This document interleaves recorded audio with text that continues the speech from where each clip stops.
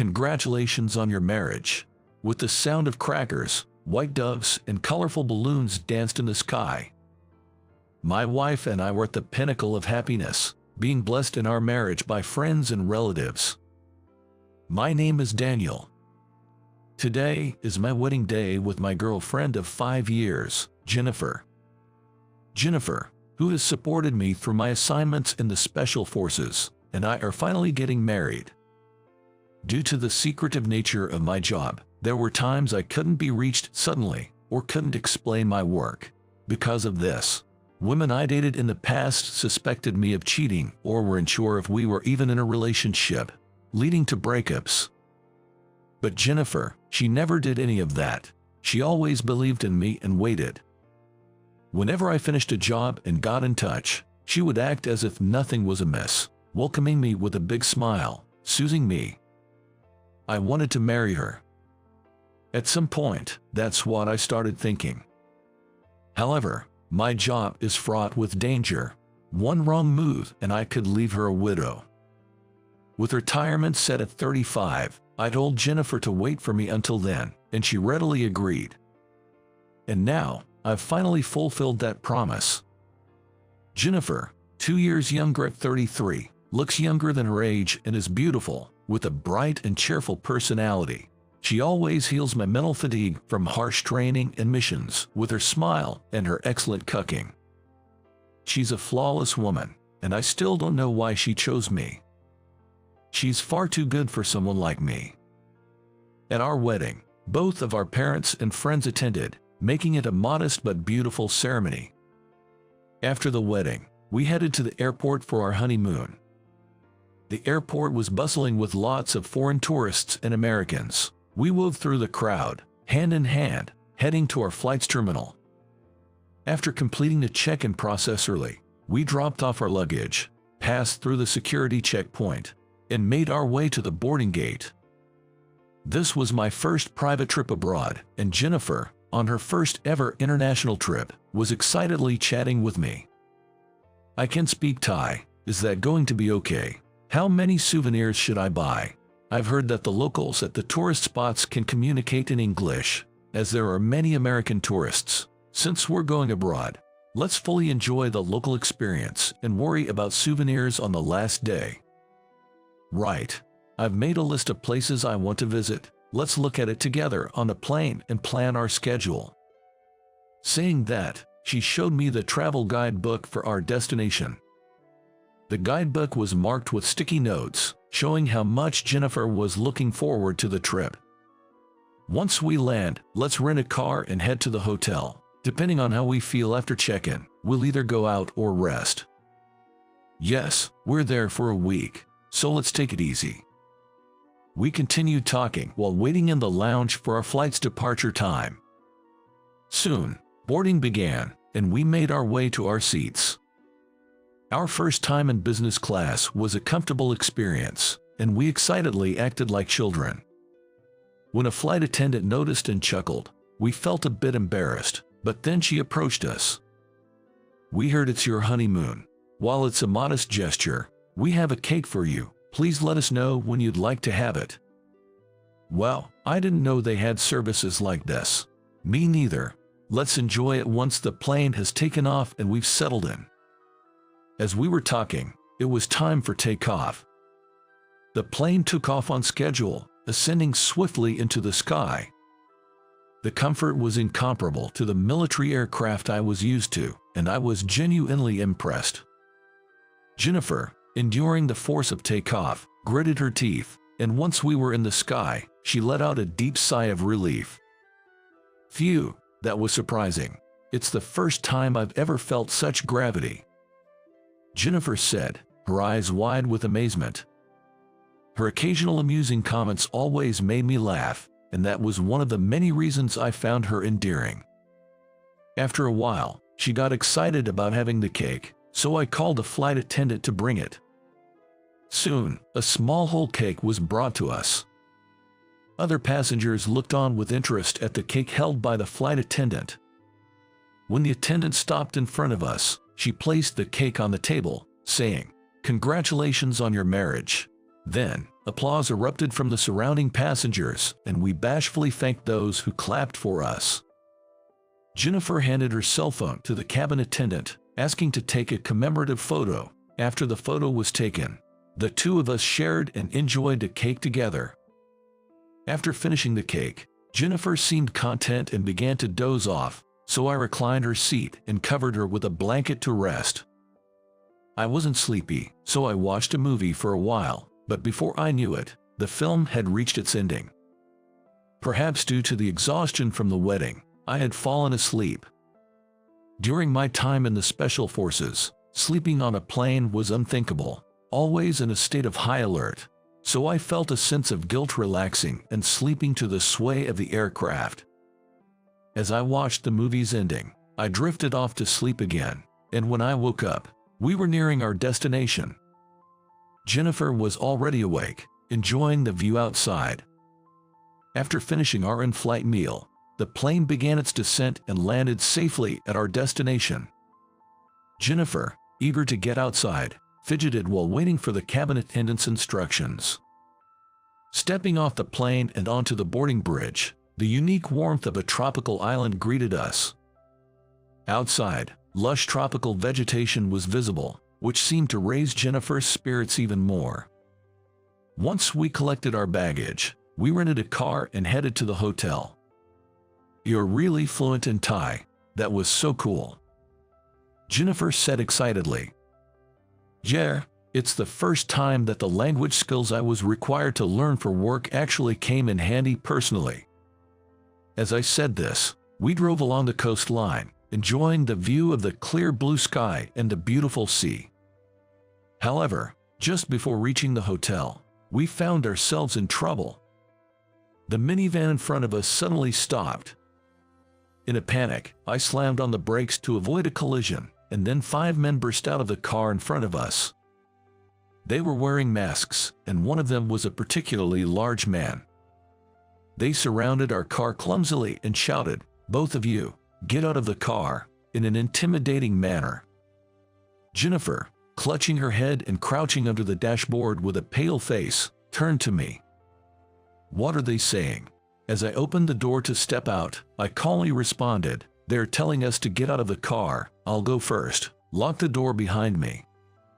I got out with my hands raised, showing I wasn't resisting, and one of them came close to check if I was carrying anything, then put me in a headlock. Jennifer, peeking outside, settled into the passenger seat when a burly man, who seemed to be the leader, spotted her and spoke up. "Hand over that beauty." Another man tried to open the passenger door, but it was locked. He banged on the window, yelling at Jennifer to open the door. Frightened, Jennifer screamed and crouched down in the car. "Jennifer, just stay calm. Open the door and step outside. It's okay, I'm right here with you." Gently speaking to calm Jennifer down, she nodded and followed my instructions.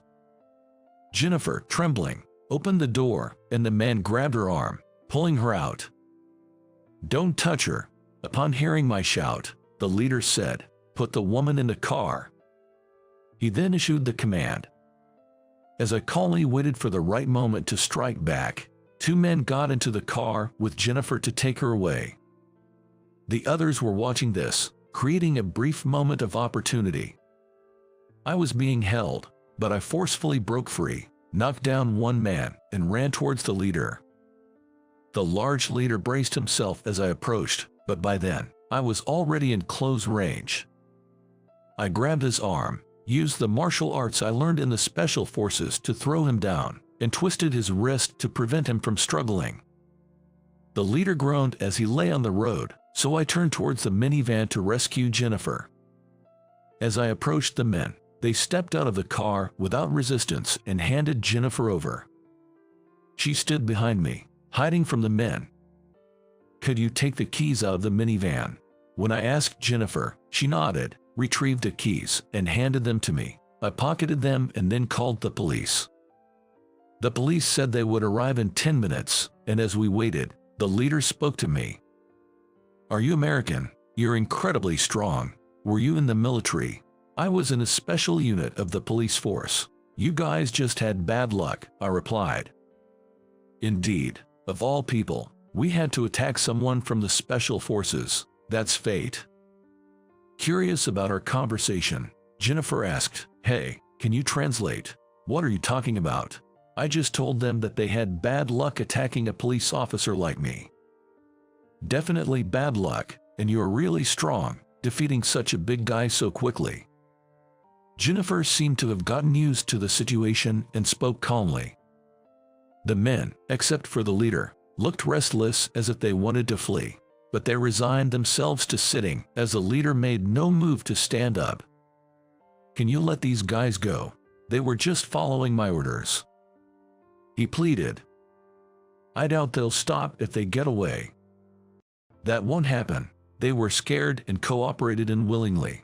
They all have wives and kids. If they are caught by the police, they'll be divorced and won't be able to see their children."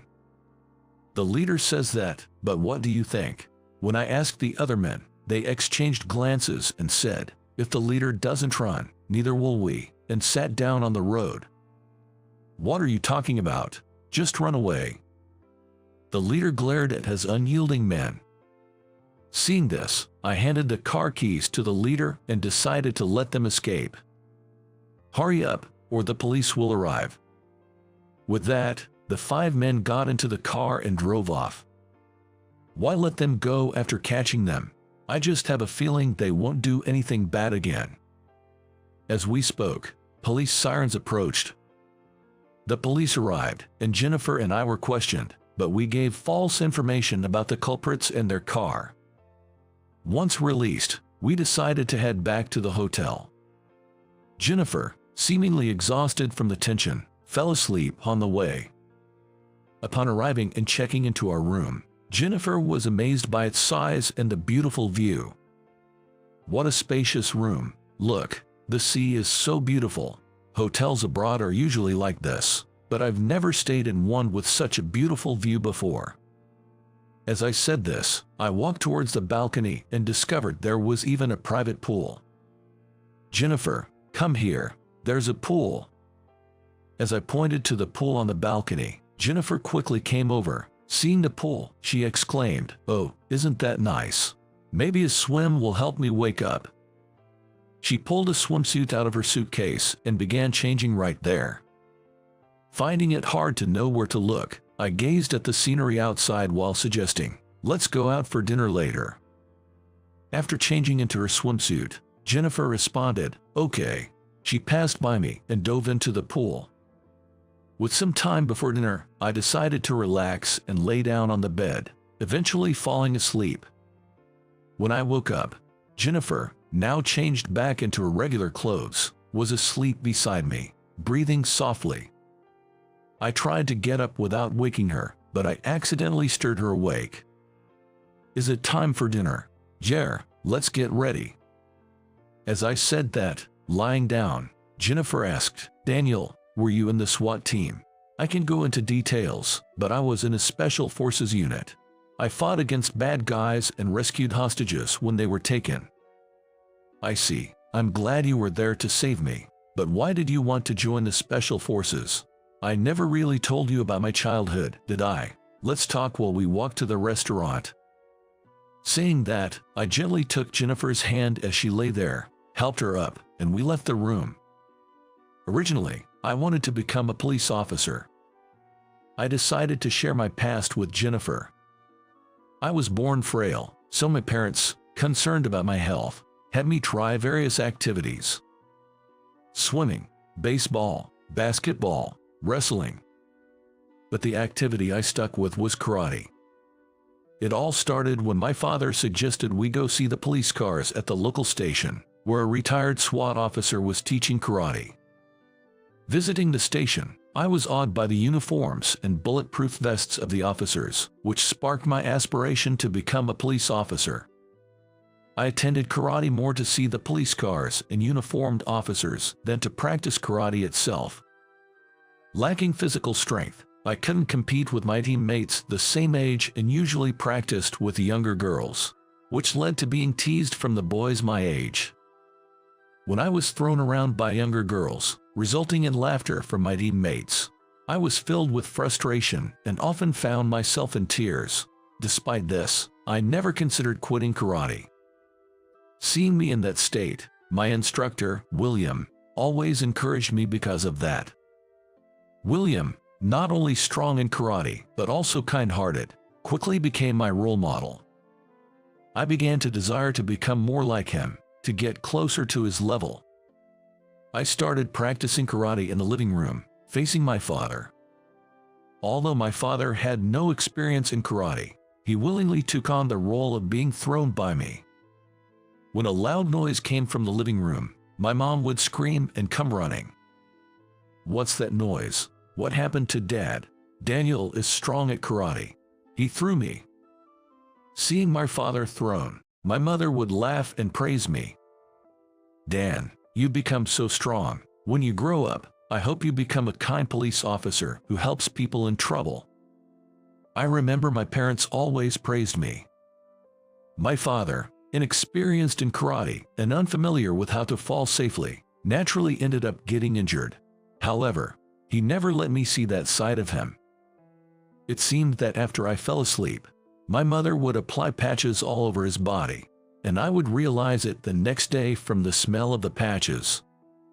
Perhaps thinking he couldn't keep up, my father also started attending the karate classes at the police station to learn how to fall properly. That's where my father and William became good friends, and our families started to interact more. When William visited our house with his family, he would talk about his SWAT team experiences.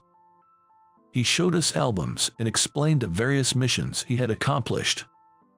Some of them were even broadcasted on live news programs, which surprised my parents. Seeing William in his SWAT team gear in the photos made him look even cooler than when he was in his police uniform, and I began to take an interest in joining the SWAT team. How can I join the SWAT team? Well, first you become a police officer, and then you volunteer for the SWAT team.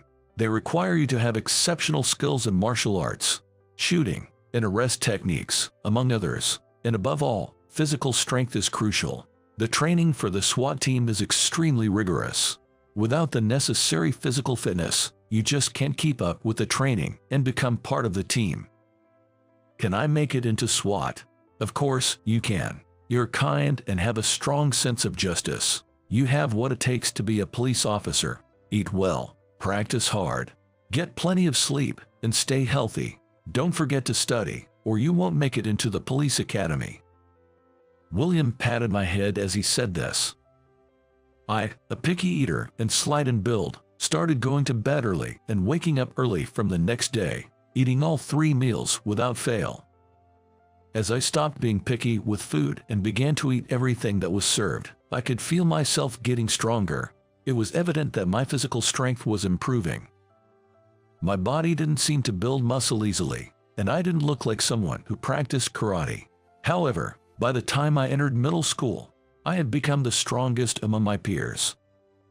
As my body grew stronger, so did my mental resilience.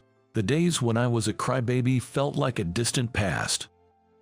My middle school had a karate club, but I continued practicing at the police station gym. However, William advised me to join the school's karate club. You're strong among middle schoolers.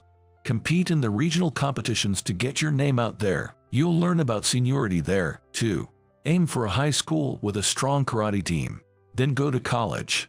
There's no rush to become a police officer. Stop by here sometimes and show us your progress. I continued to learn from William, but as he suggested, I joined a karate club in junior high. The athletic club had strict seniority rules, but being disciplined in manners and etiquette turned out to be invaluable later on. I realized that William wanted me to learn this. Karate practice in junior high was as strict as at the police gym, but practicing with peers of the same age was motivating. After school, we would excitedly discuss wins and losses, reflect on them on our way home, and refine our techniques in practice the next day. When I got home, I would have multiple servings of dinner and even share my father's dishes, eating a lot.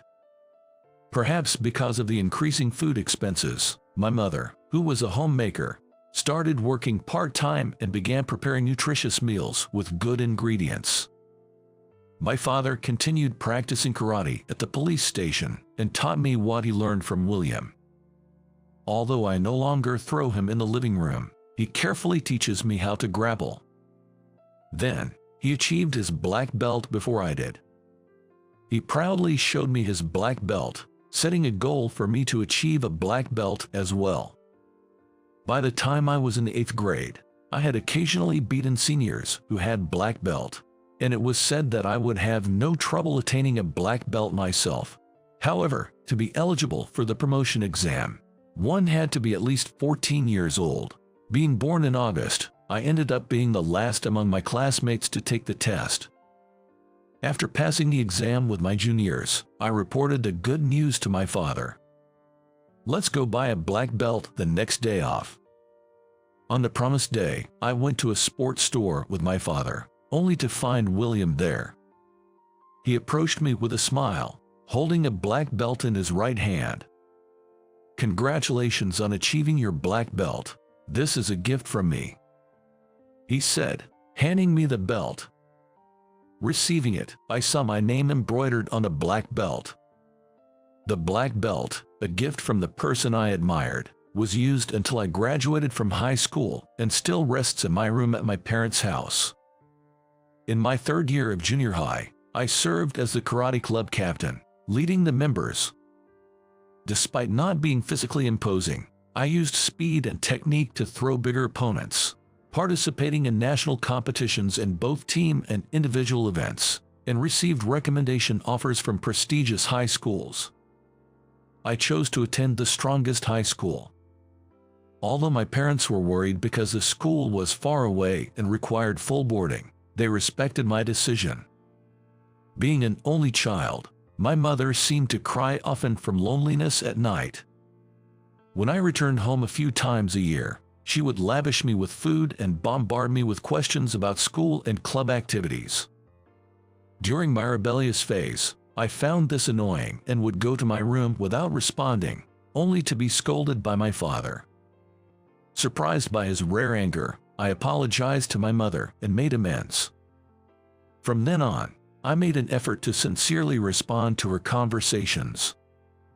I continued to perform well in high school, but as graduation approached without any championships, I was set to move on to college through an escalator system, as he had chosen a high school that allowed for automatic advancement.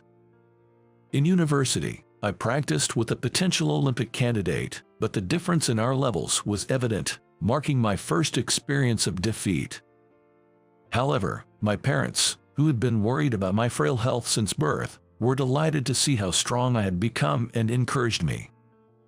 After graduating, I became a police officer and fulfilled my long-held dream of joining the riot police. The training and discipline in the riot police were even more rigorous, and it was a struggle to keep up at first despite my extensive university training. While many colleagues left, I endured and finally started my duties as a riot police officer. Recognized for my performance, I was invited to join a Special Forces unit and underwent the demanding Special Forces selection and training. After about 2 weeks of rigorous training, I was selected for further training as a new team member.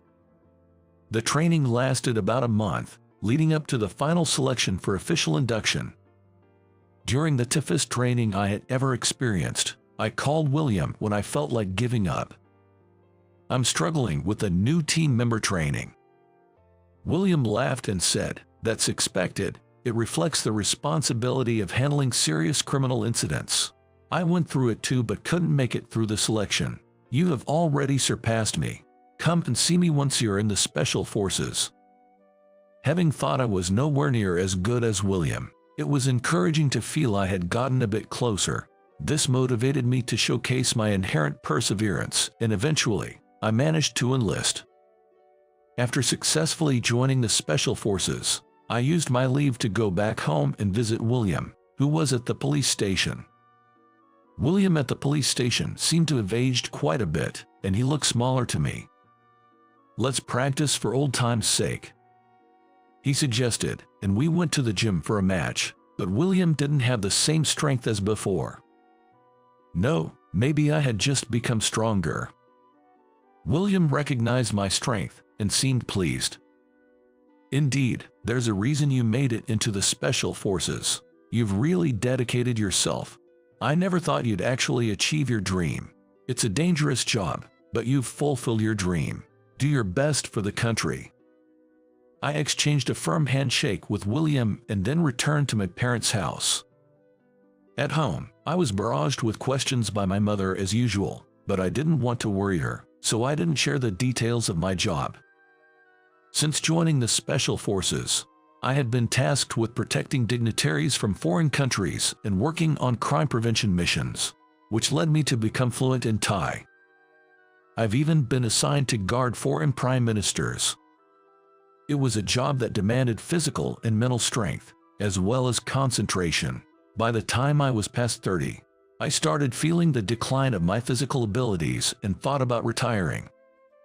That's when I met Jennifer. I explained all this to Jennifer. What a wonderful story. I always loved your parents, Daniel, but hearing this makes me love them even more. They're so full of love. Yes, they never once denied me. They acknowledged, praised, and supported me. I want to be that kind of parent too. Parents should be their children's biggest supporters. Right. For now, let's become a couple like your parents. While we were talking, we arrived at the restaurant. As we parked at the restaurant, I noticed the same minivan that tried to abduct Jennifer earlier in the day. I stopped Jennifer as she was about to enter the restaurant. Jennifer, that's the car from earlier today. What should we do? Go inside the restaurant. If you think it's safe, let's go in. Upon being asked, I decided to go in first to check out the inside of the restaurant. Seeing many families and a bustling atmosphere, I thought it was safe and invited Jennifer in. A waitress told us it was full and asked us to wait to be seated. After a while, we were guided to our table. Looking around, I noticed the leader of the group dining with his family. He was there with his 2 children, wife, and grandparents. I tried to stay unnoticed, but when the waitress came to take our order, the leader, Jason, noticed me. Our eyes met, and I signaled to him not to worry, but Jason told his family something and then approached me. I'm sorry about earlier today. I almost lost my family. The leader, Jason, apologized to Jennifer and me. It's okay. You don't need to tell your family about this morning. Just say you asked for directions to the hotel. Then Jason spoke to the waitress, and soon the 2 men who had attacked us earlier appeared. Thanks to you letting us go, these guys decided to work honestly at this restaurant. There are not many other jobs besides tourism. So many people are poor here. They can't support their families even by working here at the restaurant, but they're still happy. If you had turned us over to the police, we would have been driven out of town and probably turned to more crime. We're truly grateful for what you did. I'm glad I could help. How are the other 2? They're looking for jobs, but it's tough. Hearing that, I felt a desire to help. Is that so? I'm staying here for a week, so how about you show me around the tourist spots? I'll pay for it. Jason was pleased with my offer. Do you mean it? Absolutely. It's far better than them getting into trouble out of boredom. Take us to those hidden gems that only locals know about. Not listed in any guidebook. I'll post about it on social media and introduce you as our guides. As I said that, Jason called to invite the 2 of them to the restaurant. In the meantime, I got Jennifer's consent. By the time we finished our meal, the 2 men had arrived, apologized for what happened earlier, and started talking about the tourist spots. One of them was quite eloquent and seemed like he could immediately start working as a guide. It turned out he had previously worked at a travel agency. While showing us the map on his cell phone, he listened to where we wanted to go and thoughtfully planned the route. Jennifer also actively participated in a conversation, conveying her requests through me, and before we knew it, it was almost closing time. We made arrangements for them to pick us up at our hotel at 10 a.m., and then we left the restaurant. This turned out to be quite an adventure, didn't it? But are you sure we can trust them? I might get abducted again. If that happens, I'll just have to come to the rescue again. They're amateurs, so it won't be anything serious. Maybe I should stash something in my pocket for self-defense, just in case. Jennifer didn't seem to take it as a joke, so when we got back to the hotel, she started laying out knives and forks on the table. When I told her I was just joking, Jennifer started tidying up, looking a bit embarrassed. As we lay in bed discussing the next day's plans, I suggested, why not post on social media now, starting tomorrow? We'll be exploring hidden tourist spots with local guides. If you're interested in contacting the guides, please let us know. It seems like a good idea. Since it was a great idea from Jennifer, I promptly posted the content she suggested on social media. Jennifer did the same, and as we watched the responses, we immediately received comments. The post received many questions like, the tour's sightseeing trips are just to branded stores and aren't interesting. But there's no other option because I can't drive. Is there a driver included? As I asked our guide about questions I couldn't answer and replied to the comments, a tourist said he wanted to make reservations. When I told the guides, they were thrilled. You've not only helped us but also provided us with work. How can we ever thank you? They replied accordingly, and on their social media, under the title Savior from America, they posted a photo of us together at the restaurant. When I forwarded the guide's social media to American tourists, they seemed to appreciate the photo, commenting, "That's a great photo. Let us know how our tour goes tomorrow." The next day, as we went down for breakfast, the guide and driver were already waiting for us. We still have an hour before departure. I told them that, but they happily replied, Jason wanted to make sure we wouldn't be late. We're also glad to be your guides. When I asked if they had breakfast, they said they hadn't, so we decided to eat together. Thank you for everything. While saying this, the two were heartily enjoying their breakfast. I couldn't help but worry if they struggled to have regular meals. Concerned, I watched them eat. Eventually, it was time to depart. The four of us set off in an old car that was far from comfortable.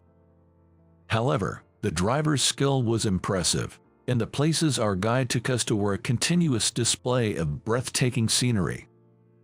I took numerous photos and was about to post them on social media, but then I decided not to. I wanted people to see these beautiful landscapes for themselves, so I posted a message explaining why I chose not to share the pictures. The scenery in the areas our guide showed us was absolutely beautiful, and I took many great photos. However, posting them here might interfere with the guide's business.